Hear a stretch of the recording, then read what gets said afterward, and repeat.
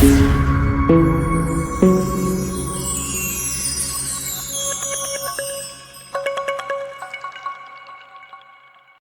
आज शुक्रवारी सकाळी सुमारे 8 वाजण्याच्या सुमारास बोरामणी नाक्यावर एक भीषण अपघात घडला।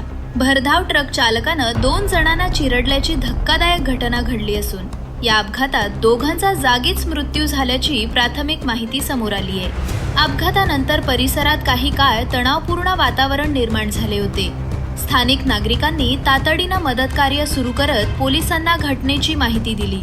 मृतांची ओळख अद्याप पटलेली नसून दोन्ही मृतदेह पुढील तपासणीसाठी छत्रपती शिवाजी महाराज सर्वोपचार रुग्णालय सिव्हिल हॉस्पिटल येथे हलवण्यात आले आहेत। दरम्यान अपघात कशामुळे झाला याचा तपास पोलीस करत असून ट्रक चालकाबाबत अधिक माहिती अद्याप समोर आलेली नाही। या घटनेमुळे परिसरात हळहळ व्यक्त केली जात असून नागरिकांकडून वाहतूक नियंत्रण व सुरक्षिततेबाबत प्रश्न उपस्थित केले जात आहेत।